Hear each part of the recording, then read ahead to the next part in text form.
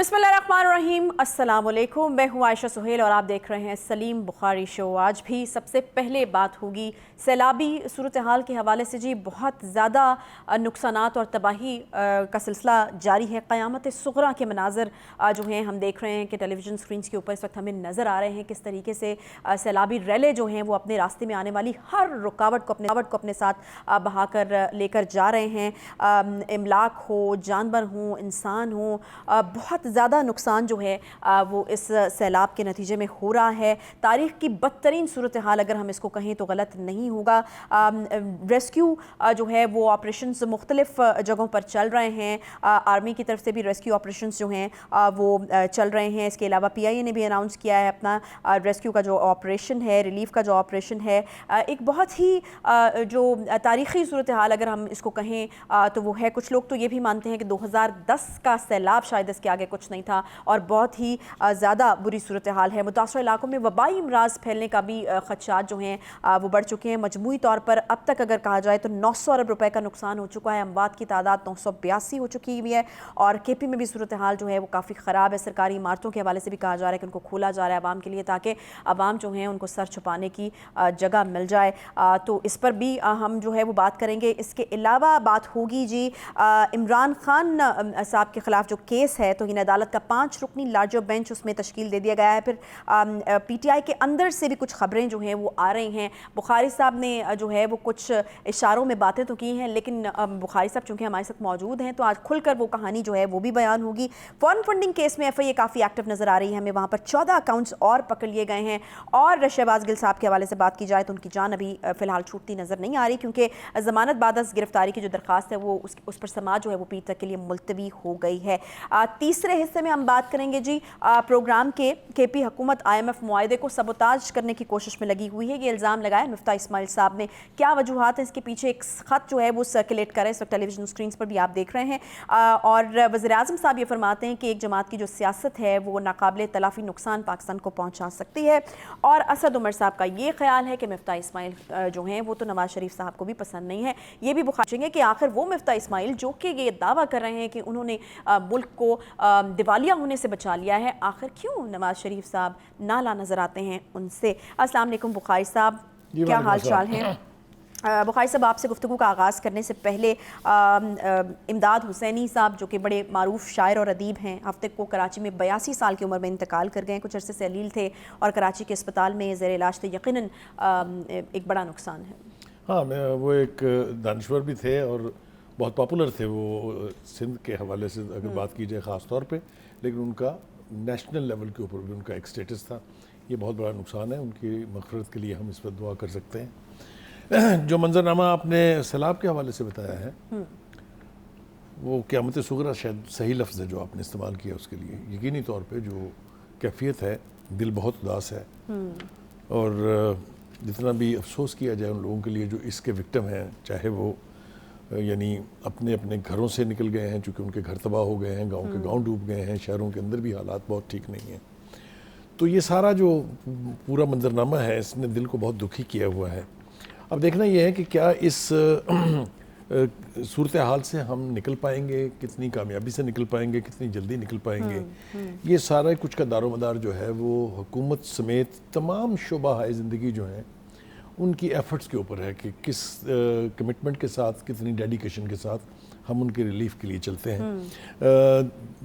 एक बात तो यह है कि बहुत सारी ऐसे मनाज़र हम देख रहे हैं जिससे आंखें अश्कबार हो जाती हैं, लेकिन इसके साथ साथ कुछ मनाज़र ऐसे भी हैं जिन्हें देख के दिल को ये हौसला होता है कि नहीं, हमारे जो अवाम है, हमारे जो अफवाज हैं, उनमें अभी वो जज्बा बाकी है जिससे कौमों को इस किस्म की ट्रेजिडीज से निकाला जा सकता है। उसकी मिसाल भी हम अपने नाज़रीन के साथ अभी बिल्कुल। बुखारी साहब, इस वक्त मनाजिर को चल भी रहे हैं और बड़ा ही ज़बरदस्त किस्म का टेक्निकल तरीके से और रिस्क में डालते हुए बड़ा रिस्की किस्म का रेस्क्यू हम इस वक्त टेलीविजन स्क्रीन पर चलता हुआ देख रहे हैं कि टायर्स जो हैं वो बिल्कुल हमें पानी के ऊपर बगैर लैंड किए हेलीकॉप्टर ने जिस तरह से 2 लोगों को रेस्क्यू किया है। ये वो मिसालें हैं जो मेरे ख्याल से और किसी قوم میں اتنا جذبہ یا اتنی قربانی کی اسپرٹ جو ہے وہ بہت کم دیکھنے کو ملتی ہے. اسی طرح میں بتا رہا تھا آپ سے کہ ملبے سے ایک جو سیلاب کے بعد جو ملبہ دریافت ہوا اس کے اندر سے ایک نومولود بچہ جو ہے ایک دن کا وہ زندہ نکلا ہے اس میں سے, جبکہ اس کی والدہ جو ہے وہ جسے اللہ رکھے اسے کون چکھے, لیکن اس کی والدہ کا انتقال ہو گیا. یہ مناظر وہ ہیں جو دلوں کو اور دکھی کرتے ہیں, لیکن جو ہیلی کاپٹر والا آپ نے منظر دکھایا, جو پاکستان کی مسلح افواج پورے سندھ میں پھیل گئی ہیں اور ساتھ ہی ساتھ وہ اب بلوچستان میں بھی جا رہی ہیں. چیف عوامی اسٹاف جو ہیں وہاں دورے پر بھی گئے ہیں. تو پاکستان کی مسلح افواج نے ہمیشہ پاکستان کی جتنی بھی کلیمٹیز ہوئی ہیں, چاہے وہ نیچرل کلیمٹیز ہیں چاہے ادروائز ہیں, وہ انہوں نے ہمیشہ اس کے اندر بہت بڑھ چڑھ کے حصہ لیا ہے. بلکہ میں سمجھتا ہوں جو کام وہ کرتے ہیں وہ اور کوئی کر نہیں سکتا ہے. اس کے ساتھ ساتھ ہم نے دیکھا کہ جو سول ایڈمنسٹریشن ہے, خاص طور سے جو پرائم منسٹر ہیں وہ بھی, اور بلاول بھٹو زرداری صاحب بھی, دونوں سندھ کے حوالے سے اگر ہم کہیں تو وہاں پر انہوں نے بہت میسو طریقے سے ریلیف اور ریسکیو آپریشن سے کمبینیشن آف بوتھ اس کو کیا ہے. لوگوں تک خوراک پہنچائی جا رہی ہے. اور ایک جو بے نظیر انکم سپورٹ پروگرام ہے اس کے تحت جو 25,000 روپے کی ادائیگی شروع ہو گئی ہے. تو آئی وڈ سے کہ یہ کافی پرومپٹ ریئیکشن ہے جہاں تک سندھ کا تعلق ہے. صحیح. اور بخاری صاحب زیرو بیلنس کے اوپر یہ جو وزیر اعظم صاحب کا اقدام ہے یہ بھی بہت بہترین ہے کہ زیرو بیلنس کے اوپر ٹیلی فون کمپنیز کو کہا گیا ہے کہ آپ جو ہے وہ فون کرنے کی سہولت جو ہے وہ مہیا کریں. مطلب اس اتنی یعنی ہر کال کریں گے تو آپ اس کے اوپر 10 روپے جو ہیں وہ فری جو ریلیف فنڈ ہے اس میں چلے جائیں گے. ایک اور جو قابل تعریف بات ہے وہ یہ ہے کہ پاکستان کے اراکین پارلیمنٹ جو ہیں, جو پاکستان کے ججز ہیں اور جو پاکستان کے جرنیل ہیں, انہوں نے ایک مہینے کی تنخواہ جو ہے وہ ریلیف فنڈ میں دے دی ہے. یہ میں نے کہا نا کہ یہ وہ جذبے ہیں جس کو کہیں کوئی میچ نہیں کر سکتا. اور اس کے اندر جب قوم شامل ہو جاتی ہے تو بدترین قسم کی ٹریجڈی جو ہے اس سے بھی بالکل. امدادی کیمپس ہم لگے ہوئے دیکھ رہے ہیں, لوگ بڑی ڈیڈیکیشن کے ساتھ جو ہیں وہ مختلف کہانیاں جو ہیں وہ سوشل میڈیا پر بھی چلتی ہوئی نظر آ رہی ہیں کہ کس طریقے سے بچے جو ہے وہ اپنی پاکٹ منی دے رہے ہیں سیلاب متاثرین کے لیے. تو یہ ڈیڈیکیشن واقعی بہت زیادہ ضروری ہے اگر ایک قوم کو جو ہے وہ کسی اس طرح کی آفت سے باہر نکلنا ہوتا ہے. اچھا بخاری صاحب, ایفرٹس تو ہر سطح کے اوپر ہو رہی ہیں, اپنے تئیں جو بھی کوشش سول ایڈمنسٹریشن کر سکتی ہے وہ کر رہی ہے. باہر سے بھی امداد آنے کا سلسلہ شروع ہو چکا ہے. باہر سے امداد آنے والے سلسلے کی تھوڑی سی تفصیل میرے خیال سے شیئر کر لیں اگر ہم اپنے ناظرین کے ساتھ.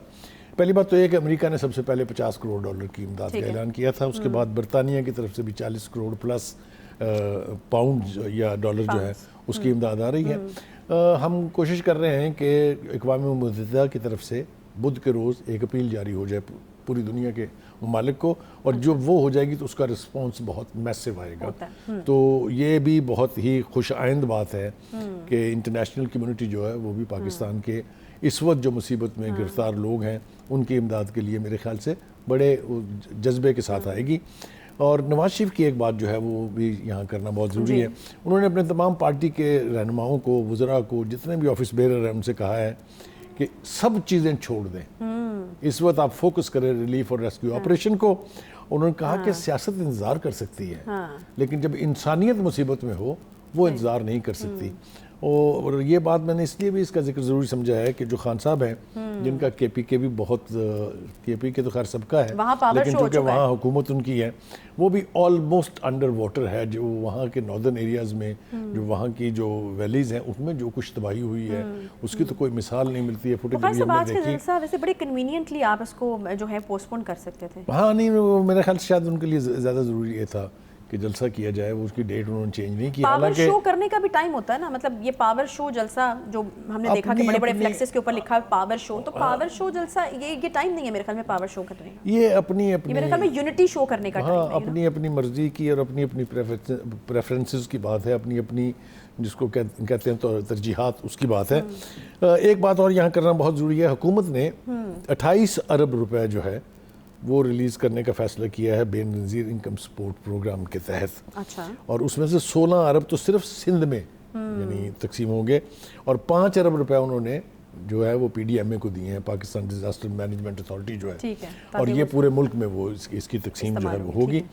تو میں سمجھتا ہوں کہ اگر یہ ایفرٹ اسی لیول کے ساتھ, اسی سپیڈ کے ساتھ, اسی برق رفتاری کے ساتھ جاری رہتی ہے تو یہ جس ٹریجڈی کا آج پاکستان کو سامنا ہے, جو فصلیں تباہ ہوئی ہیں, آپ دیکھیں جو گھروں کا نقصان ہوا ہے, جو سڑکیں ہزاروں کلومیٹر کی تعداد میں سڑکیں جو ہیں وہ تباہ ہوئی ہیں, اور چونکہ فصلوں کا نقصان ہوا ہے, ان اینٹیسپیشن حکومت جو ہے وہ 1 ملین ٹن گندم امپورٹ کر رہی ہے فوری طور پر, اور 2 ملین ٹن گندم وہ کہتے ہیں ہم بعد میں امپورٹ کریں گے تاکہ جو کرائسس آئے گا اس کو ہینڈل کیا جا سکے. کپاس کی فصل ہماری تباہ ہو چکی ہے, کچھ علاقے رہ گئے ہیں جہاں پر بچی ہے, بہاول پور اور بہاول نگر کے جو علاقے ہیں یہ بھی ہمیں امپورٹ کرنی پڑے گی تاکہ ہماری ٹیکسٹائل ملیں جو ہیں وہ چلتی رہیں. تو ایک اوور آل پلاننگ تو کرنی پڑے گی اب, ہاں اس کے بغیر تو گزارا نہیں ہے. صحیح ہے. ایک بریک کا مجھے کہا جائے بخاری صاحب, ایک بریک پر بالکل ہم جائیں گے. جس طریقے سے ہم دیکھ رہے ہیں کہ ریسکیو آپریشنز کیے جا رہے ہیں, امدادی پیکیجز کے اعلان کیے جا رہے ہیں, وہاں پر اس طرح کے کچھ واقعات بھی پیش آ رہے ہیں کیونکہ ان کا ذکر کرنا بہت ضروری ہے. اگر ہم کہتے ہیں کہ کیونکہ ہمارے ہاں جب اس طرح کی کوئی چیز ہوتی ہے تو یہ بھی ایک کانسیپٹ ہے کہ اللہ تعالیٰ کا عذاب ہے یا آفت آ گئی ہے ہمارے اوپر, تو کچھ چیزیں اس طرح کی ہو رہی ہیں. مورو سے ایک خبر جو ہے وہ آئی ہے کہ جو وہاں پر وڈیرا یا زمیندار تھا اس نے اپنی فصل بچانے کے لیے آبادی میں پانی کو چھوڑ دیا ہے. بڑا ہی افسوسناک قسم کا واقعہ ہے. پھر کچھ اس طرح کی خبریں رپورٹ ہوئی کہ امدادی سامان جو ٹرک لے کر جا رہے تھے ان کو لوٹ لیا گیا ہے. تو یہ تو میرا خیال ہے کہ یہ وقت نہیں ہے اس طرح یہ جو اس قسم کی ٹریجڈیز میں ایولز جو ہے جو ان کے جو ہیں وہ ہوتے ہیں, ہر معاشرے میں ہوتے ہیں, لیکن یہ ہے کہ ہمیں ان کی مذمت ضرور کرنی چاہیے, ہم ان کی بڑے پرزور الفاظ میں کرنی چاہیے. اور اللہ تعالیٰ سے ہم دعا گو ہیں کہ یہ جس آزمائش کا ہمیں سامنا ہے اللہ تعالیٰ ہمیں ہمت دے, طاقت دے کہ ہم اس آزمائش میں سے جو ہے وہ مل کر نکلیں. اور اس وقت واقعی یونٹی جو ہے وہ دکھانے کی ضرورت ہے. چاہے پاکستان میں جو بھی سیاسی پارٹیز ہیں ان کو اپنی سیاسی اختلافات کو بھلا کر یونٹی شو کرنی چاہیے. اور پاکستان کے اوپر چونکہ ایک آزمائش ہے تو اس وقت ہمیں یہ بتانا چاہیے کہ ہم ایک ہیں. ایک چھوٹا سا بریک لیں گے, واپس آتے ہیں, ساتھ رہیے.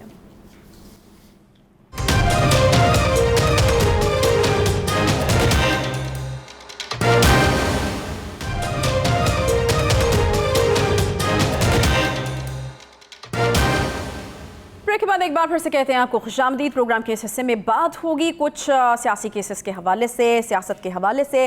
خان صاحب پر توہین عدالت کا ایک کیس, کس کو نہیں پتا, ان کے بارے میں 5 رکنی لارجر بینچ اس پر تشکیل دے دیا گیا ہے. فارن فنڈنگ کیس میں ایف آئی اے جو وہ بھی کافی ایکٹیو نظر آ رہی ہے.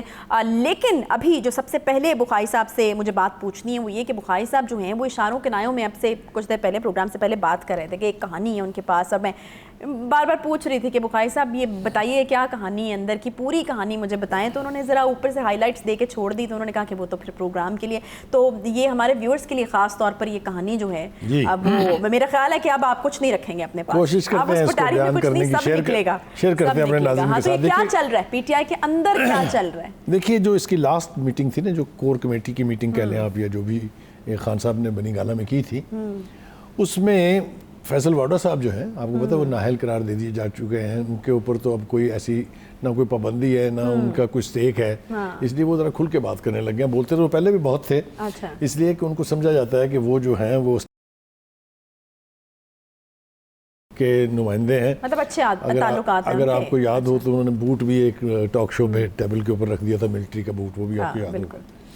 تو انہوں نے غالباً عمران خان صاحب کو یہ دیا تو نہیں ہے, یہ وارن کیا ہے کہ جناب آپ کی ناک کے نیچے کچھ لوگ ایسے ہیں جو آپ کو مروا دیں گے شاید دے کے, اور خود وہ امیدوار ہیں. انہوں نے تو ناموں کی طرف بھی اشارہ کر دیا. ان کا شاہ محمود قریشی ہیں, اسد عمر صاحب ہیں, چپکے ہلکا سا نام فواد چودھری کا بھی ہم نے سنا ہے کہ انہوں نے لیا ہے. یہ بات بہت حد تک ٹھیک ہے, اور اس کے لیے ہم کچھ ریکال کرتے ہیں تو اس سے اس بات کو سمجھانے میں مدد ملے گی. شاہ محمود قریشی صاحب جو ہیں وہ سب سے پوٹینشیل کینڈیڈیٹ ہیں. ان کے بارے میں 2-3 مرتبہ سوشل میڈیا پر بھی, نیشنل میڈیا پر بھی یہ بات ہوئی کہ وہ یعنی کینڈیڈیٹ ہیں کہ اگر عمران خان صاحب کو ڈسکوالیفائی کیا جاتا ہے, وہ گرفتار ہو جاتے ہیں یا کوئی اور صورتحال بنتی ہے, تو ہی از دا مین, ہی تھنکس ہی از دا مین. انہیں خود یہ غلط فہمی ہے کہ میں ہوں. یعنی آسان الفاظ میں کہا جائے تو اس وقت پی ٹی آئی میں نمبر 2 پوزیشن کی دوڑ ہے. اگر میں آپ کو یہ بتاؤں کہ جب یہ شروع ہوا تھا اسٹیبلشمنٹ کے ساتھ عمران خان صاحب کا, محبت کے بعد دوسرا یعنی فیز, تو اس وقت بھی یہ تاثر دیا تھا شاہ محمود قریشی صاحب نے کہ اب یہ ذمہ داری شاید مجھے نبھانی پڑے گی. مگر اس کی ایک ہسٹری ہے, وہ ہسٹری میں جانا بہت ضروری ہے. 2011 میں انہوں نے اپنے بھائی جو مرید حسین صاحب ہیں ان کو ٹیلی فون پہ یہ کہا کہ دیکھیں صاحب یہ عمران خان صاحب تو 1-2 سال ہی چلیں گے زیادہ سے زیادہ, اس کے بعد انہوں نے ڈسکوالیفائی ہو جانا ہے اور پھر پارٹی میرے ہاتھ میں ہوگی. تو یہ بھی تاریخ کا حصہ ہے, یہ میں کوئی اپنے پاس سے کہانی گھڑ نہیں رہا ہوں. دوسری بات یہ ہے کہ نمبر 2 کی لڑائی بھی بہت پرانی ہے پارٹی کے اندر. آپ کو یاد ہوگا جہانگیر ترین صاحب جو ہیں انہوں نے شاہ محمود قریشی کو آگے نہیں آنے دیا. شاہ محمود قریشی صاحب کی خواہش تھی کہ وہ ملتان سے صوبائی اسمبلی کا الیکشن لڑ کے چیف منسٹر بن جائیں گے آرام سے. یہ بھی جہانگیر صاحب نے نہیں ہونے دیا. اور پھر اس کے بعد یہ بات یہیں تک ختم نہیں ہوئی بلکہ انہوں نے جو سلمان نعیم صاحب تھے ان کو کھڑا کیا بغیر پارٹی کے ٹکٹ کے شاہ محمود قریشی کے مقابلے میں اور ہروایا شاہ محمود قریشی کو. تو ان کا وہ جو چیف منسٹر بننے کا خواب تھا وہ دھرے کا دھرا رہ گیا. کہنے کا مطلب یہ ہے کہ اس وقت پارٹی کے اندر ٹگ آف وار تو ہے کیونکہ جو کیسز ہیں جس کی بات وہ بعد میں کریں گے ان میں کیا فیٹ ہونے جا رہی ہے خان صاحب کی. وہ ڈسکوالیفائی ہونے جا رہے ہیں. اگر وہ ڈسکوالیفائی ہوں گے تو کسی نہ کسی کو تو پارٹی کا بڑی انٹرسٹنگ سچویشن ہے. بخاری صاحب اپنے اندر سے یعنی گھر کے لوگ ہی امید لگا کے بیٹھے کہ خان صاحب یہی ہوتا ہے. یہ لڑائی اس لیے نا کہ خان صاحب نااہل ہوں گے جہاں پرسنالٹی کلٹ پہ پارٹیاں بنیں گی یا چلیں گی یا لیڈرشپ بنے گی وہاں یہ امکان ہمیشہ رہتا ہے. یہ محلاتی سازش کا جو اصطلاح ہے یہ محلوں سے یعنی بادشاہ سے شروع ہوئی ہے نا اور بادشاہ مطلق الاعلان ہوتا ہے. اسی طرح سے خان صاحب ہیں ان کے ہوتے ہوئے کسی کا قد کاٹ اتنا نہیں ہے کہ وہ ان کے بازوؤں تک پہنچ سکے. جس نے بھی پہنچنے کی کوشش کی ہے وہ انہوں نے فارغ کر دیا. تو اپنے ہی گرا سکتے ہیں نشے من پہ بجلیاں. تیار رہنا پڑے گا خان صاحب کو ذرا الرٹ رہنا پڑے گا. یہ وہ الرٹ تو ان کو ہونا چاہیے. اتنے معصوم تو وہ نہیں ہیں لیکن یہ کہ وہ اس کا کیا کر رہے ہیں کیسے اس سازش سے بچیں گے. اگر بخاری صاحب یہ خبر اپنی جگہ ٹھیک ہے اور کہانی اپنی جگہ ٹھیک لیکن آپ کو لگتا ہے کہ خان صاحب کی جگہ پارٹی میں اس طرح سے کوئی لے سکتا ہے جس طرح سے آپ پرسنالٹی کلٹ کے حوالے سے بات کرتے ہیں؟ دیکھیے جب تک تو وہ انٹیکٹ ہے تب تک تو کوئی آدمی یہ سوچنے کے لیے بھی تیار نہیں ہونا چاہیے. خواہشات پر کوئی پابندی نہیں ہے. خواہشات ان سب کے دل میں ہے وہ تو اپنی جگہ ہے لیکن ان کے ہوتے لیکن یہ جو آپ نے اس سے پہلے ذکر کیا تھا یہ جو ان کی عدالتی گھیرا جو ان کے گرد تنگ ہو رہا ہے اب وہ آپ نے کہا لارجر بینچ بن گیا ہے. اس کی قیادت جو ہے یعنی اس کی صدارت تو کریں گے جناب چیف جسٹس صاحب جو واپس آ گئے اطہر من اللہ صاحب. ٹھیک ہے. اس کے اندر وہ جو پچھلے 3 ججوں نے سنا تھا وہ بھی شامل ہیں لیکن ان کے نام میرے خیال سے ہم اپنے ناظرین کو اگر بتا دیں کہ اطہر من اللہ صاحب کے علاوہ محسن اختر کیانی میاں گل اورنگزیب بابر ستار اور طارق محمود صاحب اس بینچ کا حصہ ہوں گے. اور اس بینچ میں حاضر تو ہونا ہے خان صاحب کو خود بھی دیکھنا ہے کہ یہاں کیا ہوتا ہے. کیا ہماری عدلیہ کی اپنی یعنی تحفظ کی خاطر عدلیہ کی اپنی عزت و ناموس کی خاطر کوئی ڈیرنگ فیصلہ کرتے ہیں یا نہیں کرتے ہیں. میں پھر اپنی بات دہرا رہا ہوں گا. اب تک یہ تاثر ہے یہ سمجھا جاتا ہے کہ عمران خان صاحب جو ہیں اسٹیبلشمنٹ کے پہلے لاڈلے تھے اور اب عدلیہ کے لاڈلے ہیں. اور اس تاثر کو ظاہر ہونا چاہیے. کیا اس لاڈلا پن کا اظہار ہوتا ہے یا اس لاڈلا پن سے اگر کوئی اس طرح کا تاثر ہے تو اس کو ظاہر ہونا چاہیے. بہت ضروری ہے. ایف آئی اے بھی بہت ایکٹیو ہے جی بخاری صاحب. 114 اکاؤنٹس دیکھیں یہ میرے خیال سے جب سے انہوں نے یہ کہا ہے نا کہ میں ایف آئی اے کے سامنے پیش نہیں ہوگا تو انہوں نے کہا تھا ٹھہرے نا خان صاحب آپ سے تو نکٹ جائے نا. تو یہ جو انویسٹیگیشن اب ہو کہ اب جو اکاؤنٹس نکل رہے ہیں یہ وہ ہیں جن کا تذکرہ پہلے والے اس میں نہیں تھا. یعنی وہ تھا 2011 سے لے کے 2018 تک. 2018 سے لے کے 2022 تک کیا کیا کارنامے ایجاد دیے ہیں یہ اس کی ابتدا ہے. اور اس کی ابتدا میں اگر 114 اکاؤنٹ نکل آئے ہیں then God bless خان صاحب. آگے ایک لسٹ ہوگی. پتہ نہیں کیا ہونے جا رہا ہے. شہباز گل صاحب کے بارے میں بات کر لینا بخاری صاحب. وہاں پر بھی جان چھوٹتی بھی نظر نہیں آ رہی ہے. گل صاحب کی جو ضمانت بعد از گرفتاری جو ہے وہ منظور ہو گئی اسلحہ برآمدگی کی اس میں لیکن جو مین کیس ہے نا وہاں پر ضمانت بعد از گرفتاری کی درخواست پیر تک کے لیے پھر ملتوی ہو گئی ہے. جی میرے خیال سے شہباز گل صاحب ابھی تک اس مشکل سے پوری طرح نکلے نہیں ہیں اور نہ ہی یہ اسیوم کرنا چاہیے کہ وہ اتنی آسانی سے اپنے گھر کو چلے جائیں گے. کیس ان کے خلاف بھی بہت خوفناک نوعیت کا ہے اور اس کے اندر جو دفعات لگائی گئی ہیں میں نے پہلے بھی ایک دفعہ تذکرہ کیا تھا میں بات دہرا رہا ہوں اپنی وہ اتنی خوفناک ہے کہ ان میں تو ضمانت کی گنجائش ہی نہیں ہے. یعنی ہائی ٹریجن ہو سیڈیشن ہو بغاوت ہو مسلح افواج میں بغاوت تقسیم کرنے کی کوشش ہو یہ وہ دفعات ہیں جن کے اندر ضمانت ہے ہی نہیں. اب وہ کیسے ان کو ضمانت ملے گی اور کتنی رعایت عدالت ان کے ساتھ کرنے جا رہی ہے یہ تو میرے خیال سے تھوڑا سا انتظار کرنا پڑے گا. منڈے کو ہمیں تاثر مل جائے گا کہ پروسیڈنگ جا کس طرف رہی ہیں. لیکن جو شہباز گل صاحب ہیں he is still in deep trouble, کوئی دو اس کے بارے میں رائے نہیں ہے۔ اچھا، عدالت کی طرف سے بخاری سے بھی کہا گیا ہے نا کہ آپ پیش تو کریں عدالت کے سامنے جو تمام چیزیں ہیں، تو وہاں پر جو معاملہ ہے وہاں پر اٹکا ہوا ہے، اور عدالت نے وارننگ بھی دی ہے کہ اب آپ نے پیر کو جو ہے وہ دے دینی ہے۔ تو یہ دیکھیں وہ جو تفتیشی افسر ہے اس نے یہ بیان دیا ہے، جب ان سے پوچھا گیا تو اس نے کہا جی کہ ہمیں تو اس ٹیلی فون کی تلاش ہے جو موبائل فون تھا ان کا، وہ تو پہلے دن سے ہمیں اس ڈرائیور کی تلاش ہے جو ان کے ساتھ تھا جو فون لے کے غائب ہوا ہے۔ یہ بہت ساری چیزیں ایسی ہیں جس میں شہباز گل صاحب ابھی تعاون نہیں کر رہے ہیں، لہٰذا جب تک اس کی تفتیش پوری نہیں ہوگی، چالان مکمل پیش نہیں ہوگا عدالت میں، عدالت کے لیے فیصلہ کرنا مشکل ہوگا۔ تو مجھے نہیں لگتا کہ اس منڈے کو ان کی ضمانت ہو جائے گی۔ اچھا بخاری صاحب، ایک اور پولیس کی طرف سے جو ہے وہ درخواست ڈالی گئی ہے کہ بنی گالا کے سرچ وارنٹ جو ہیں وہ جاری کیے تھے، تو یہ سچویشن جو ہے یہ کس طرف جا رہی ہے؟ یہ میں نے کہا نا کہ یہ جو جتنی دیر تک وہ پولیس کی کسٹڈی میں رہیں گے یا تفتیش میں شامل رہیں گے، کوئی نہ کوئی نئی بات نکلتی جائے گی۔ ابھی یہ پوری طریقے سے واضح نہیں کیا انہوں نے کہ کیوں ان کو سرچ کرنی ہے وہاں کی۔ ایک تو ڈرائیور کے بارے میں تو کہا جا رہا تھا نا ہاں کہ وہ بنی گلا میں ہے، یہ ٹھیک کہہ رہی ہیں آپ، لیکن یہ بھی بہت بڑی پیش رفت ہوگی اگر اس کی اجازت مل جاتی ہے اور بنی گلا کی تلاشی لی جاتی ہے، تو میں سمجھتا ہوں یہ پیش رفت اتنی آسان نہیں ہے بخاری صاحب، دوسری طرف سے ایک بڑا اسٹرانگ ری ایکشن آ سکتا ہے بنی گالا۔ دیکھیے ری ایکشن سے تو اگر ڈرتے تو رانا ثناء اللہ صاحب 25 مئی کا آپریشن نہ کرتے، اگر ری ایکشن سے ڈرتے تو عمران خان صاحب پیشیاں نہ بھگت رہے ہوتے۔ یہ ڈرنے کی بھی ایک لمٹ ہوتی ہے، جب وہ لمٹ کراس ہو جاتی ہے نا تو ذوالفقار علی بھٹو جیسا بندہ جو ہے وہ 1.5 سال تک عدالتوں کے چکر لگاتا رہا، بالآخر کیا فیٹ ہوئی ان کا تذکرہ کرتے ہوئے بھی مجھے اب اس لیے شرم آتی ہے کہ وہ پروسیڈنگ جو ہیں وہ اس کے جنہوں نے فیصلے کیے تھے انہوں نے بعد میں قوم سے معافی مانگی ہیں۔ لیکن یہ میں آپ کو بتا رہا ہوں کہ ڈر شر کے ساتھ تو پھر حکومتیں نہیں چلتی ہیں۔ مشکل یہ ہے کہ حکومت کو یہ سیلاب کے جو عذاب آ پڑا ہے اس نے ذرا تھوڑا سا اس کا فوکس شفٹ کر دیا ہے، ورنہ خان صاحب کے ساتھ تو 2 ہاتھ کرنے کا فیصلہ میرے خیال سے ہو چکا ہوا ہے۔ اچھا جی چلیں ٹھیک ہے، ایک بریک یہاں پر لے لیتے جی۔ بریک کے بعد جب واپس آئیں گے تو بات کرنی ہے ہمیں بڑے امپورٹنٹ مدعے کے اوپر، وہ یہ ہے جی کہ IMF کے ساتھ جو فائنل ڈیل ہے وہ پیر کو ہم سائن کرنے جا رہے ہیں، لیکن اب معاملہ یہاں پر جو اٹھ رہا ہے وہ ایک خط گردش کر رہا ہے، جس خط کے بارے میں ہم تفصیل سے بات بھی کریں گے، یہ بھی بتائیں گے کہ خط میں ہے کیا، اس کی وجہ سے یہ خدشہ ظاہر کیا جا رہا ہے کہ IMF کے ساتھ ڈیل جو ہے اب وہ ڈسٹرب ہو سکتی ہے۔ IMF کے ہاتھ ابھی اس میں کچھ اس طرح کی چیزیں ہیں جس کے حوالے سے بات ہونی چاہیے، اور بخاری صاحب سے ہم اس کی تفصیل بالکل ہم جانیں گے، کیونکہ 2-3 چیزیں ہو رہی ہیں کہ جھگڑا صاحب نے، تیمور جھگڑا صاحب جو کہ فائنانس منسٹر ہیں KPK کے، انہوں نے خط لکھا ہے جی مفتاح اسماعیل صاحب کو، لیکن کہا یہ جا رہا ہے کہ اس خط کی جو کاپی ہے وہ IMF کے ہاتھ لگ گئی ہے، اور وہاں پر اگر IMF اس کو سیریس لینا چاہے تو ہماری اس ڈیل کے حوالے سے چیزیں خراب ہو سکتی ہیں۔ تو یہ نیشنل انٹرسٹ کے خلاف کتنا بڑا ایک اقدام ہو سکتا ہے، اس پر ہم بات کریں گے، چھوٹے سے بریک کے بعد ساتھ رہیے۔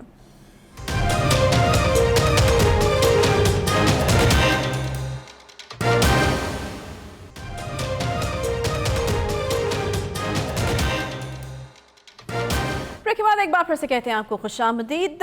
KP حکومت IMF معاہدے کو سبوتاج کرنے کی کوشش کر رہی ہے۔ مفتاح اسماعیل صاحب نے ایک جو الزام لگایا ہے یہ بڑی سیریس نوعیت کا ہے۔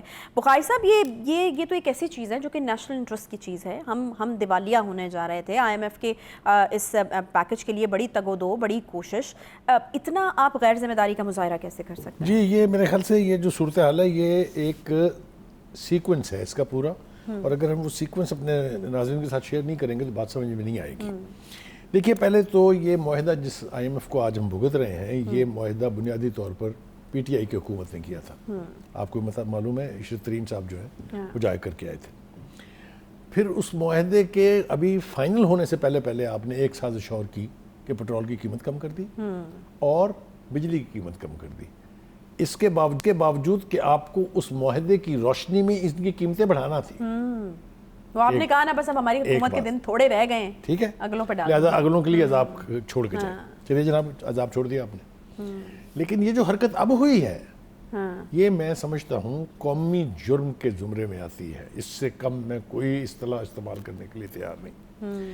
منڈے کو ہم IMF کے آفیشلز کے ساتھ بیٹھ رہے ہیں for final transfer of funds, یعنی جس کے بعد پیسے پاکستان کو آ جانے ہیں، اور 3 دن پہلے آپ ایک خط لکھتے ہیں جو فائنانس منسٹر ہیں KPK کے، اللہ تعالیٰ ہی ان کو بس میں سمجھتا ہوں کہ ہدایت کریں، میں یہی کہہ سکتا ہوں اس وقت، اس سے زیادہ اسٹرانگ لفظ میں استعمال نہیں کرنا چاہتا۔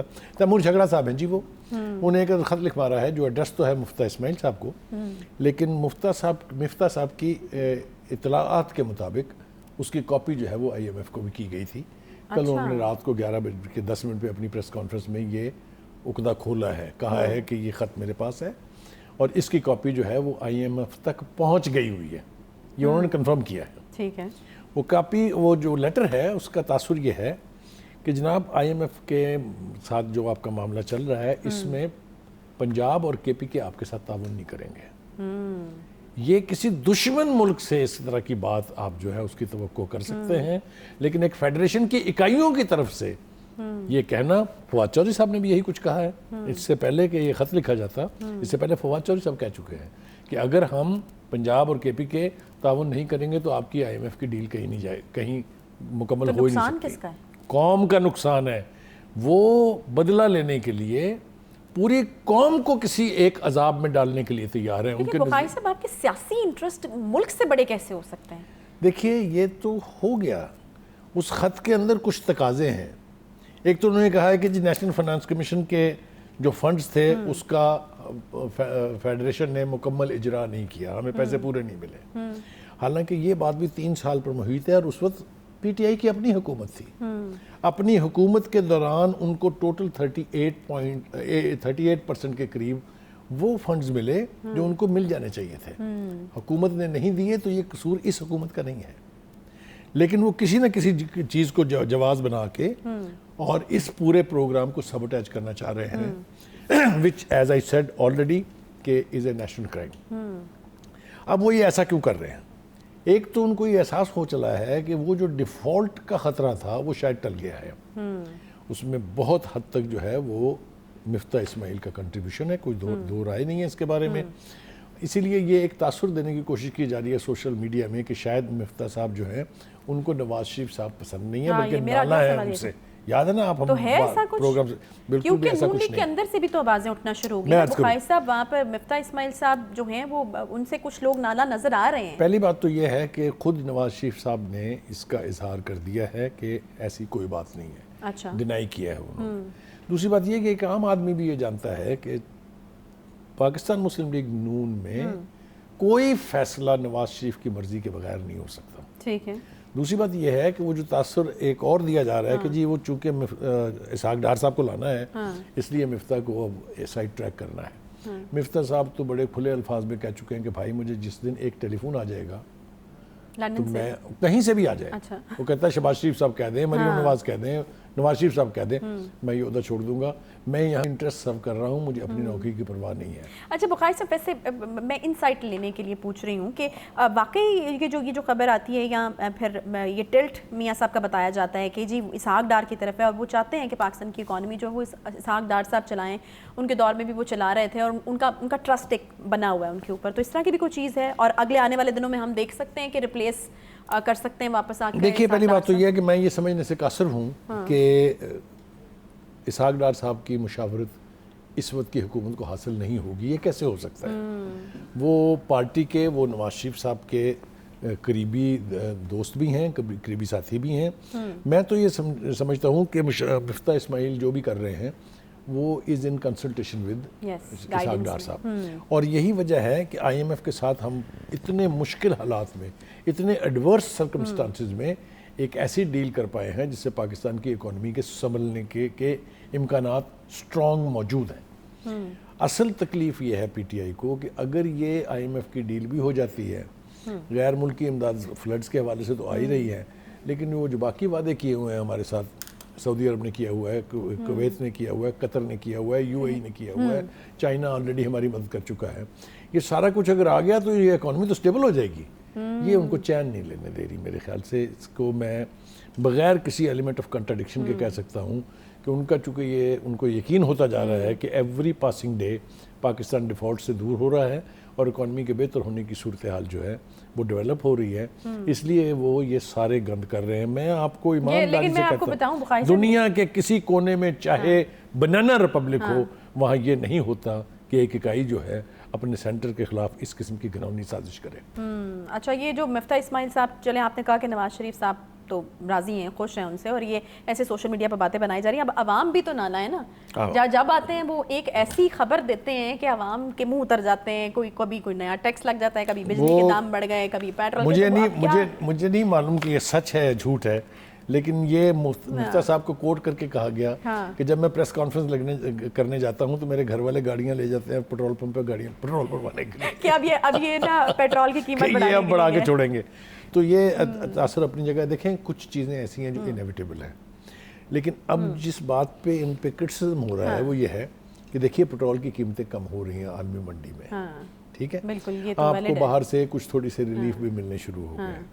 وہ یہ کہتے ہیں کہ اگر عوام کے اوپر آپ بوجھ ڈالتے رہیں گے اور ان کو ریلیف نہیں دیں گے تو ہمارے لیے مشکل ہوگا ان کا سامنا کرنا، وچ از اے فیکٹ. ٹھیک ہے، آپ نے دیکھا کہ خورشید شاہ کے بیٹے کو آج گھیر لیا انہوں نے. ہاں بالکل، پھر گھیراؤ تو ہوتا ہے، پھر جب اس طرح کے فیصلے ہوتے ہیں تو عوام گھیراؤ تو ہوتا ہے. بہت شکریہ بخاری صاحب، پروگرام کا وقت ختم ہو گیا ہے، اور گھیراؤ کیوں نہ ہو، عوام جو ہیں وہ بہت مشکل میں ہے. 45% سے بھی اوپر جا رہی ہے، یہ بلند ترین شرح ہے مہنگائی کی تاریخ میں. اور ہم یہ بھی دعا کرتے ہیں کہ اللہ تعالیٰ عوام کی مشکلات بھی آسان کرے اور ہمارے سیاستدانوں کو بھی جو ہے وہ کچھ راستہ دکھائے کہ عوام کے لیے آسانیاں جو ہیں وہ پیدا کی جا سکیں. بہرحال آج کے پروگرام سے فی الحال اتنا ہی. آپ سے انشاءاللہ اگلے ہفتے ملاقات ہوگی. خیال رکھیے اپنا، اللہ حافظ.